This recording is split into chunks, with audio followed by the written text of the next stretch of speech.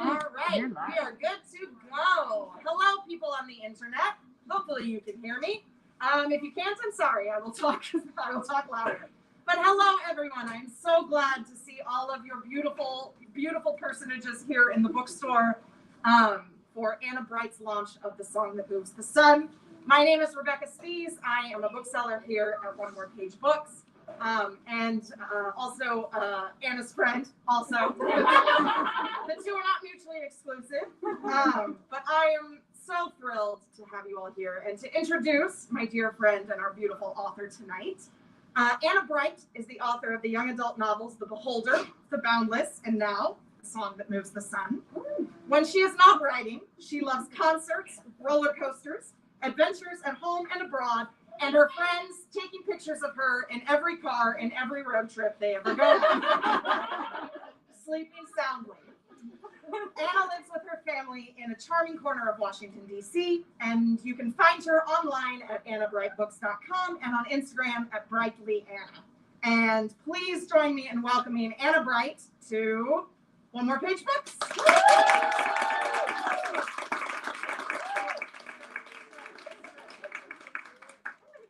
Yeah, sorry, I didn't realize we did not think through the blocking of this scene. That's okay. Hello, Anna Bright. Hello. So I guess we can jump right into these questions that I take a picture of. Oh, yeah, of course. I have my phone. Don't worry. I'm taking pictures too. Yeah. All righty. First thing that we are going to do is, if you have a copy of The Song That Moves the Sun, please hold it up. And I can get a picture of all of you beautiful people. If you don't have it, I'm not going to shame you on the internet. I will. All right, 3, 2, 1. Anna Bright. Beautiful. You're all so attractive. I took like 10, so I got one too. Excellent. Just in case. Hooray. All right, shall we jump in? Can I first make a joke about how I always like to tell Rosie that I'm a photographer because I like to put confetti effects over my pictures, and Rosie actually studied photography in school. Yeah. She likes to do this to torture me. And like bright pink filters. I'm like a photographer now. I'm just like you. And she's like, yes. Just like me. I have 4 years of education, and you've got a pink filter. Very rude to bully. Love you. This is a place of love. Lovingly bullying people. But yes, so I guess first things first, if you are unaware in the audience, can you give us your best elevator pitch, your best introduction for The Song That Moves the Sun? Yes.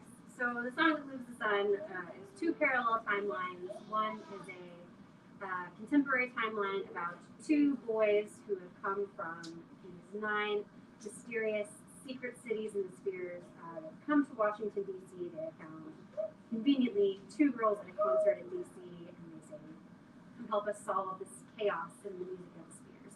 And this is paralleled with a historical timeline that is Dante Alighieri, Marco Polo, and Beatrice Portinari, who are among the first of the ancients to discover these secret cities and spheres. So it's like Mary-Kate and Ashley, but in space.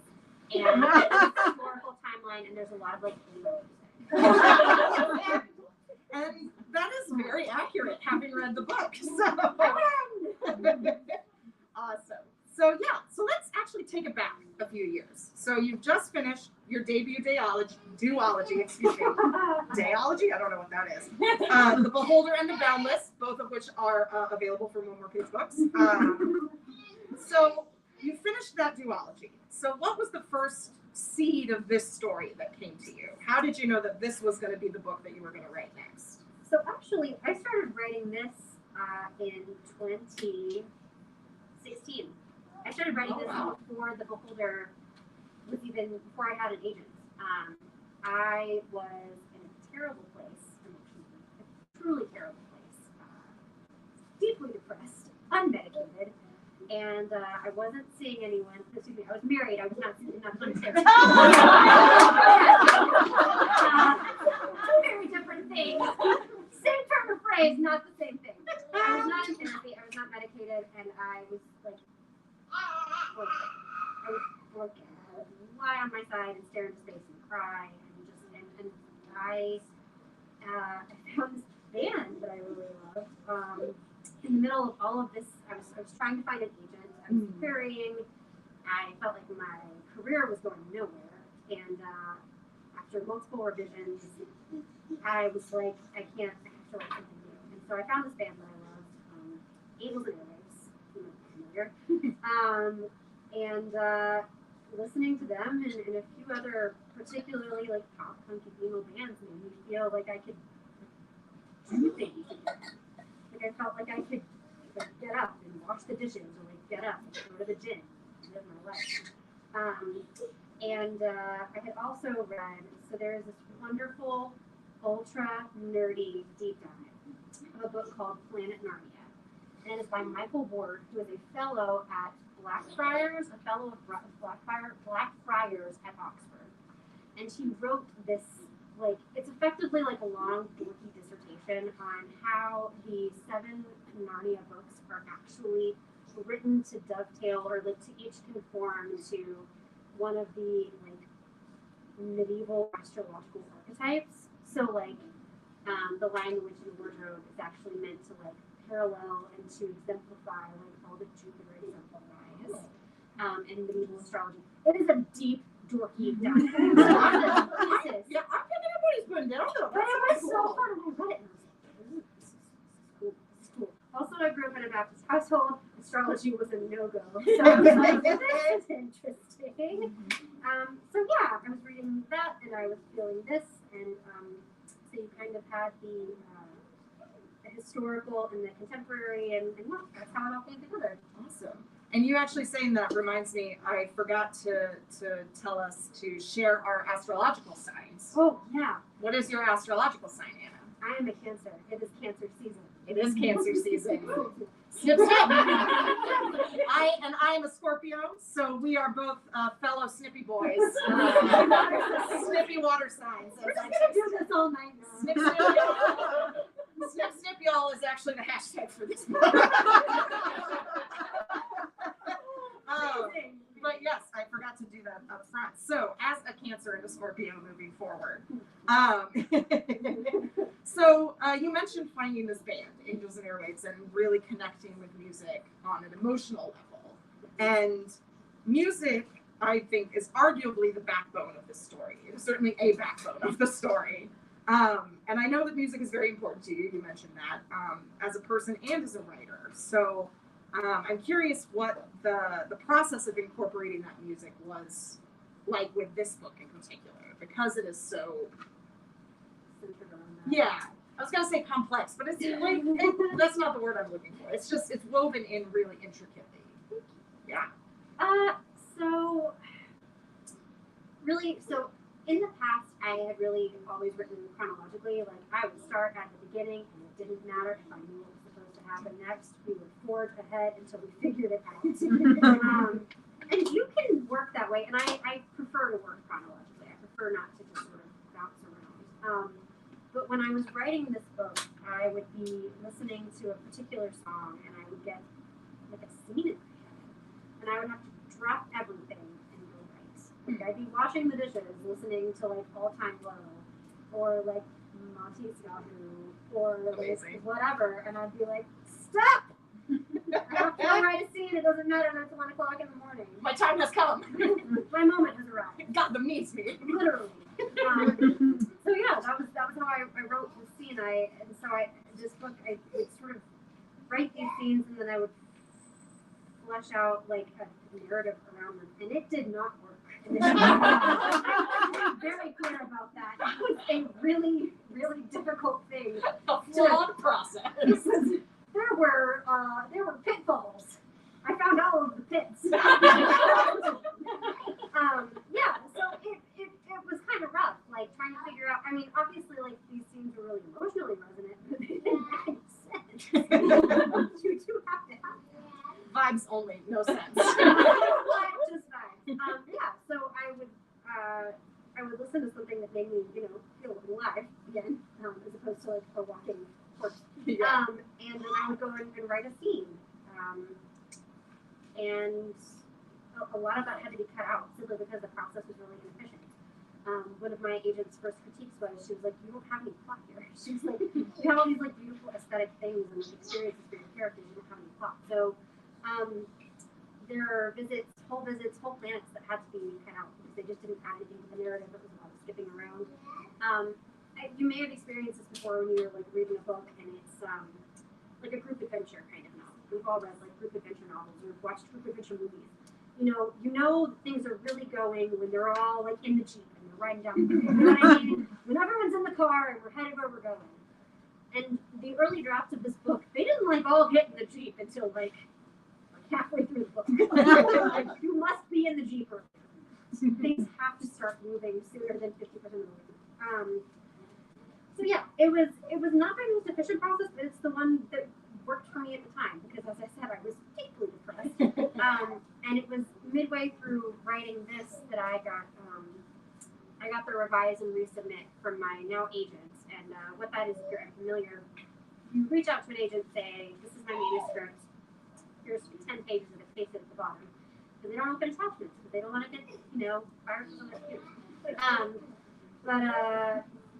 Yeah, she had asked to read the whole thing, and she had said, like, in the middle of my writing this, she said, it's not ready yet. And I remember distinctly, I was crafting a scene on Mars, and I started bawling, and I was like, okay, I'm going to keep crying, but I'm going to finish this scene, and then I will dedicate more to crying once this scene is ready.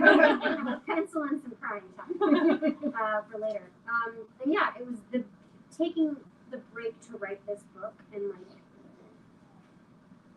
to let myself grow. This book is me in ways that my first two books are not, because I started my first two books, that duology, that story started in 2013. I was a different person by 2016. And we are all different people now. Change happens. But it was taking the break to write this that enabled me to go back to the folder, rewrite the beginning, redevelop the beginning, and send something to my now agent that made her want to pay me. So, be patient with yourself if you're still in that place. Yeah. And do you have any like musical, like played an instrument or singing or anything like that? Like familiarity with music as like a science? I don't know, like as a thing that you it's so funny. I had forgotten for many years that as a child I did know how to read music because I played viola. Oh. Yeah, in the 5th grade, I played the viola, and my parents were like, don't you want a violin? And I said, no, specifically wanted the viola. And when they took me to the music store, I remember they, tried to, scare me with the representative of the store. He played a violin at me. He was like, this is what you want, right? I said, no, it's a violin. And I know what I want. Okay, well, she's really latched onto this for some reason.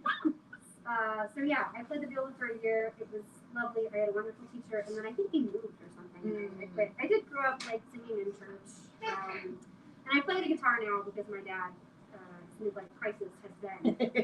Sorry, Dad, for watching this. I love the guitar. I think all 27 of them. It's not an exaggeration. It might be 20, but there are. That's a lot of guitars. It's a lot. I think that's my inheritance. Is it guitars? There's always money in the guitars, Anna. Not now that you call it a midlife crisis. Yeah.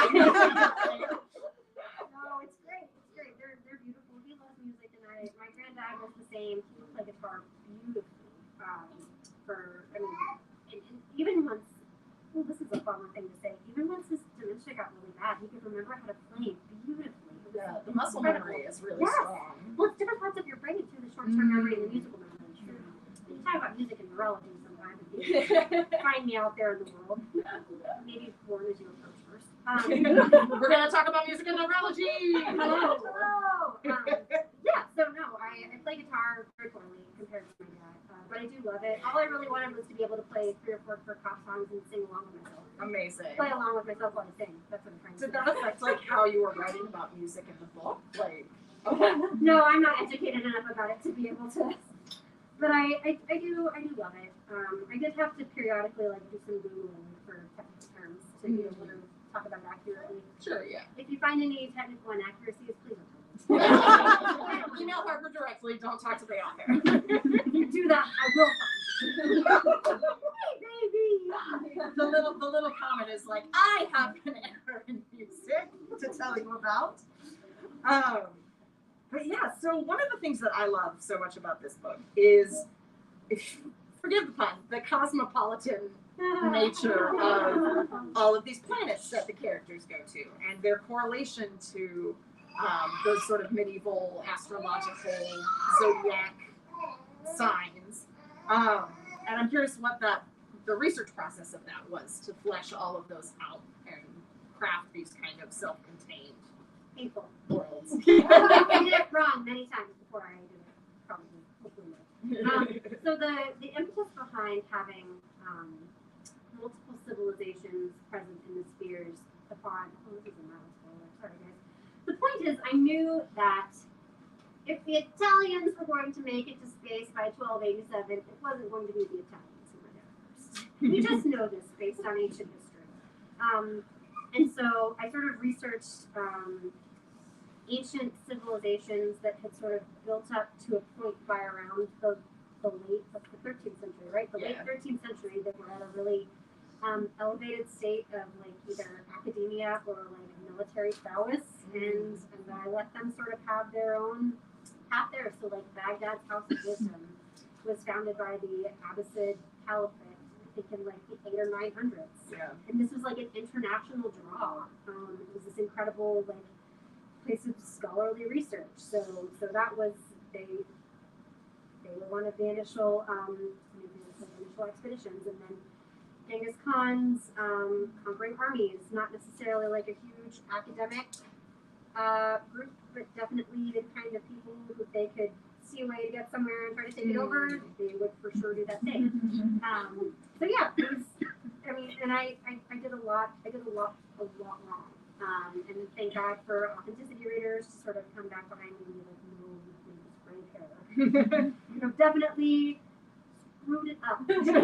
Please fix it.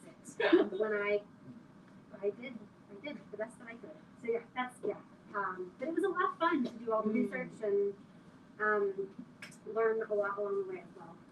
Yeah, was there like, I'm sort of going off script here so far. I know. I'm sorry. I'll go back to script.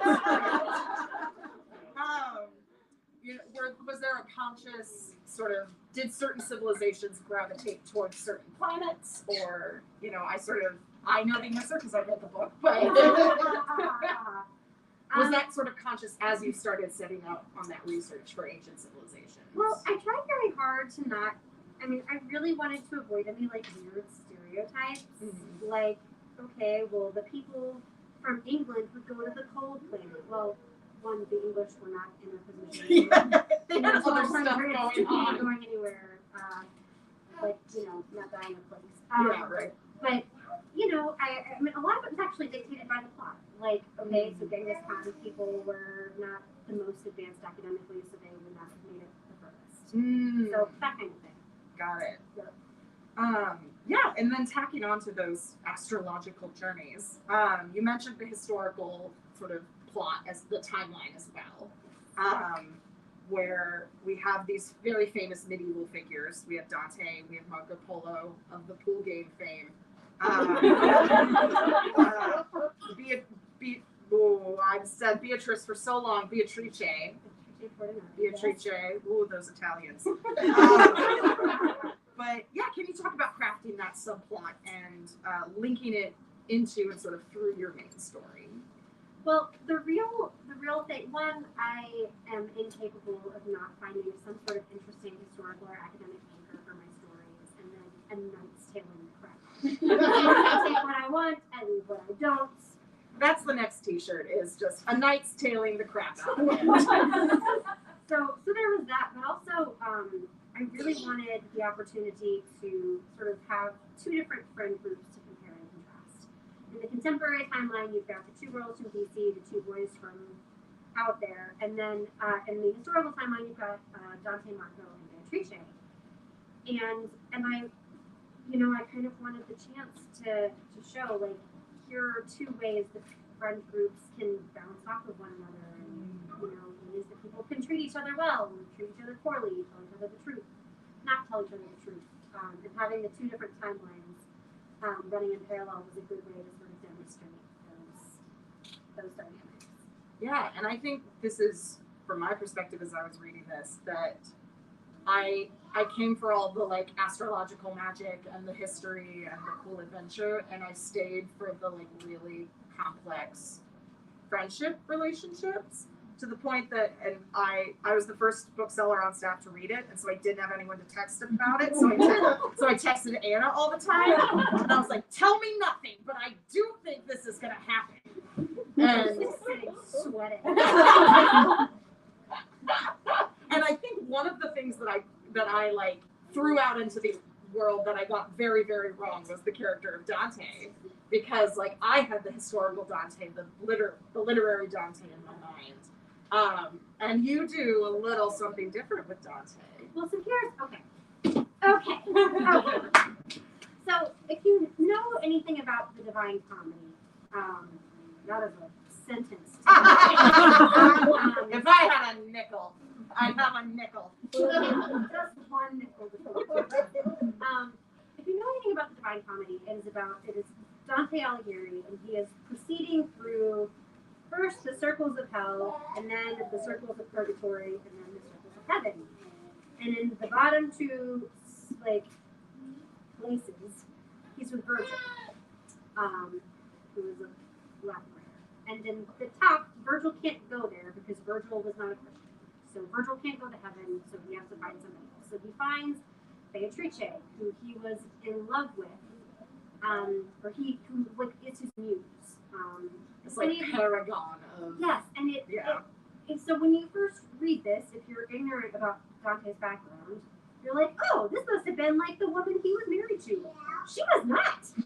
She was not the woman that he was married to. He was married. He like met her once on a bridge. Yes. No, he met her once at a party when he was 9, and then he saw her in the street one time. and she was his ideal. And he was married to a woman named Gemma, who I believe gave him 2 children. Who I'm sure was lovely. And she had a great personality. Better than being the one at home and not interesting compared to this woman he met twice. And I know that there was this concept of like courtly love and I remember even reading about courtly love as like a high schooler, the concept in like literature class, and being like, this is stupid. You said courtly love and also actual love, one person. Combine the 2 purposes, be more efficient, and anyway. Come on, Dante. I share a lot of feelings about that what is convention in this book. So, but yeah, no, I had a really, really great time reading the history, reading the biographies of Dante, learning about his contributions. Apparently, like a third of the words in Italian that currently exist, like in present-day Italian, he came up with those words. Like a third of their language. It's similar to Shakespeare, where it's like the first recorded instance of a lot of words we have in medieval Italian. Yes, he is the Italian Shakespeare. Like, you know, so he was very, very interesting. But this one element of his like work and life, I was like, yeah, I don't get that at all. I'm going to do something different with that. Awesome. How are we doing on time? Oh, we're doing great. So my next question for you, I think maybe kind of tailing on the end of that, is what was the character or situation or aspect of this book that surprised you the most while you were writing it?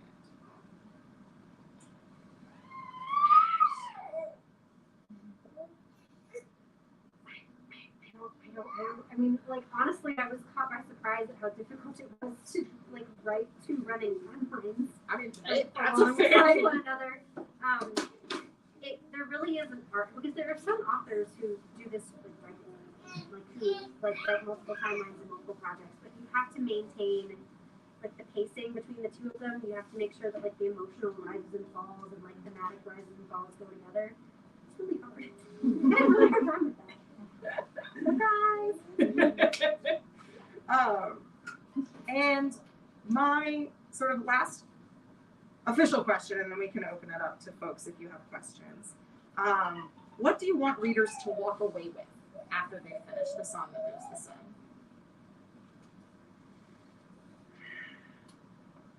Mostly, I want you to cry at the saddest wedding I've ever written in my entire life. Y'all, it's so good. It's so good. This was one of the aforementioned texts in all caps. We can do a dramatic reading later, but I am that emoji with the nails right now. Yeah, no,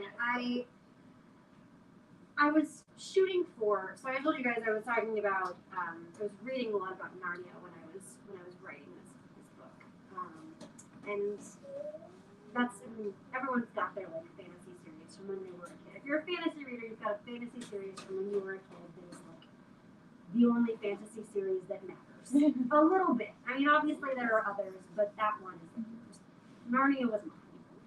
And in the middle of this like horrible depressive period, that like lamppost moment at the beginning of The Lion, the Witch, and the Wardrobe was like my touchstone. It was magic. It was hope. It was wonder. It was possibility. It was the turning from a terrible situation into, rebirth and growth and things getting better. And so I was like reaching for that. And I hope that if you feel a little bit of that like lamppost moment in the book, then I would be very, very satisfied. that's a great. Yeah. Yeah, so I have bonus questions if we need them. But does anybody here have a question for our dear Anna? Can I say one person? Yes. I also, Do you need me to open? yeah. So there's this one other thing that I want to share with you guys once the camera is off. It is a review that inspired a moment, not a review of my stuff, to be very I was clear. about to be like, Anna, we've had this conversation. Don't hurt yourself intentionally. It is a review of an album that I loved a whole lot while I was working on this. It is the most unpleasant review I have ever read in my entire life. And I want to share it with you guys later because it's just very wonderful. I'm going to search for that while you guys ask questions. Okay. Does anybody have any questions? Yes, Alexandra. At what point in the process did you come up with the title and how?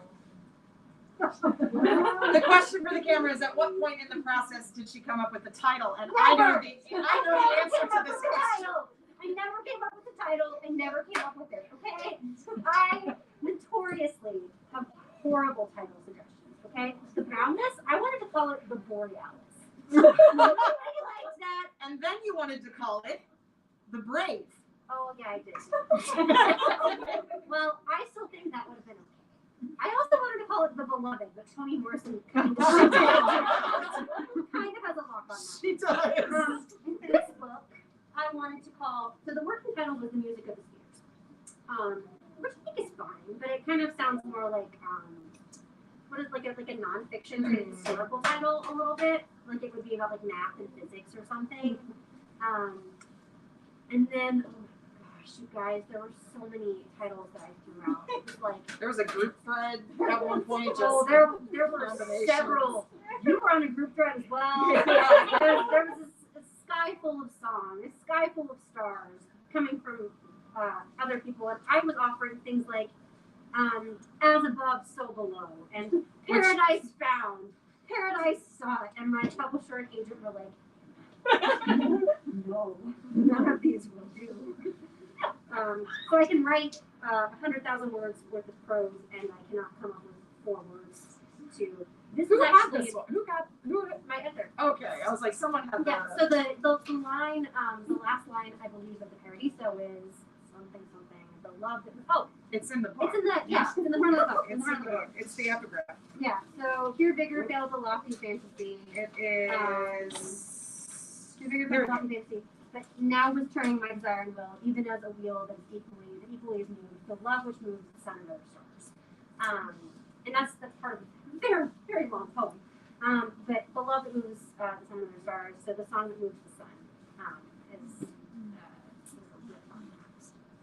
Great question. Didn't necessarily mean to scream at you. But, yeah. Love it. Any other questions, Maria? Yes. This is a standalone? Yes. The world sounds amazing, though.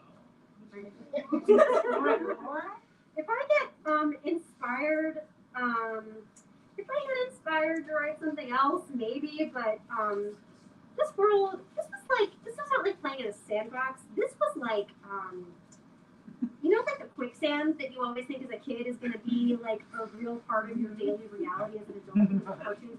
This was like quicksand. I like stepped into it. She was never heard from again. Truly. Who else? Any other questions? Yes. So you said that you were contacted by your agent when you were writing this to revise earlier books. How much did you put this away to do that, and was that challenging to shift between I those just put two? it away. I remember sitting there thinking, I can't do this. I cannot revise this book again, because I've been revising it at that point for 3 years. No, 2 years. But I mean, I've written it for it. So like, I was done. I was out. Like I couldn't even think about it. I couldn't look at it anymore. But I knew that if I could take this breather, and I worked on this, I think this must have been in like September 2016 or something like that, or maybe October. I worked on this for another 2 months, and then in January I got back to it, and I worked on it like I think January, February, March, and I sent it to my agent. Maybe it was just January, February. I sent it to my now agent, and then I got I got an email 2 days before Novatine, 2017. Mm-hmm. And she walked in the front door of the bookstore and laid underneath our new nonfiction table that was there at the time because I felt ill. Yes, I was totally overwhelmed. she had gotten an agent. This was but the weekend of Novatine. She said she scheduled. Oh, that's right. She scheduled this call on the Thursday before Novatine, which is our big book festival in the spring, and said, "Do you want to talk on Tuesday? Do you want to talk 5 days from now?" It's like, maybe in the meantime you could like walk into the sea. Yeah. So the whole weekend of Novatine, I was like, it was Pencil in some crying time. Penciled in a lot of crying time. And then after I got the offer, I did come in. Wade brought me a 20-pack of chicken nuggets, and I laid under the nonfiction table and ate them. Very, very anxious. Yeah. But yeah, you gotta. Sometimes the revision, you just have to give it a minute because you're just not in the space to do it justice. Like you can crank out the words, but your brain is not able to produce the changes that you need. So. Any other questions for me? Yeah. Oh, yes, sorry. Tell us about your current book, your next book. I will after the camera. So it is a next one. That's good. I'm not saying it was a 2-book deal. It was a 2-book deal. Yeah. Well, here's a question for you that I have. What would have been each of your main characters' first concerts? Real world bands. Okay. I showed you these questions beforehand. I'm trying to read them. Okay. So Aurora's first concert would have been something pop punk. I mean, okay, so we're pretending that like these teens were teens when I was a teen. Yeah, because we're not What insane teens and we are don't hate listening to ourselves. right now, I only know from like a few episodes of The Summer I Turned Pretty and Never Have I Ever. Yeah. I don't know what the kids are listening to right now, except for that one Glass Animals song. Instagram all the time. I think that's not true. I know Olivia Rodrigo. That's like saying, I know Beatles. Great. Okay, so Laura would have gone to something pop punk, definitely. It would have been like All American Rejects or Amber Lynn or something. That might be too deep of that. Good Charlotte. No! She's cooler than Good Charlotte. I would see Good Charlotte. Okay, Claudia would have gone to see some like very cool underground like house show. Like probably a band whose name she can't even remember anymore because all they play is like computer music. You know, like that line from Like in Frog or something. Yeah, absolutely. Amir would have probably gone to see something like classical that would have made his mom proud. And Major would have been to see like Alt J or like a Jimmy Buffett cover band. He me and Amanda would That's vibe so true. Our coworker Amanda is like a huge Jimmy Buffett fan. When she plays in here, when she chooses the music, it's always either Jimmy Buffett It's or violence. Disney music. It's violence. That's what it It's is. horrific. It's better than the time I tried to play Sufjan Stevens at a children's middle grade. Yeah. But, Yeah. that's a separate conversation. Awesome. Any other questions? Or maybe I'll just pick these. Yeah. Which planet or sphere would you most like to live on? Okay, so I'm a Cancer, and Cancer is governed by the moon. It's Cancer season. Snip, snip. Snip, snip. So Cancer is governed by the moon. So I guess I would technically be assigned to the moon, but I think if I had my brother, Yeah. it rains diamonds on Neptune, and as long as he doesn't actively have to be like out and about in the hailstorm of like crushing Diamonds. diamonds, I think that would be pretty cool, like visually. It's also like a really cute, cozy, like snowy planet, as I have written it, not as it is like a gas giant. Like, Mine was like, so I'm a Scorpio, snip snip. So I'm technically a Mars, Mars adjacent. But well, you find out about the Scorpios. But I think if I had my druthers, I would be on Venus. I think Venus is fun. Venus is fun. Venus is the planet that I wrote a lot about, and then my agent was like, "This is really beautiful, all this like rose gold sand and like Barcelona style buildings. There's no purpose to this. Nothing. You don't need to be here." Yeah. And then my last question, and then I think we can be done, is your favorite concert that you've ever been to, or your most memorable, whichever. Oh my goodness. Delta Ray is pretty up there. The one that we went to. Yeah. So there is a band called Delta Ray. If you're unfamiliar, they are like a rock folk band, right? Like bluesy folk, like Yeah. Blue Eyed Soul. Several of us went to see them together, I think in like 2017. That sounds 2018. right. At 9:30 Club. Yeah, I've seen them probably 4 or 5 times at this point because they come through town a lot, but they're very into like crazy kinds of percussion, like chains and trash can covers, and like they all sing, and it's wild. One of them like uses a wing stick. It's fun. And, like, turn all the lights off, and she's really spooky. It's a great time. Delta Ray. Love that. Yeah. Awesome. Now if we cut the cameras, I can tell you. I was guys gonna in a say, minute. Yeah. we'll do a fake ending. Oh, Yeah, we'll great do a job. fake I'm ending. gonna turn the Yeah, camera on. Yes. Sorry, people on the internet. So, thank you everyone Oh, for Anna, coming you were out. So amazing. let's give Oh, Anna a yeah. big round of applause.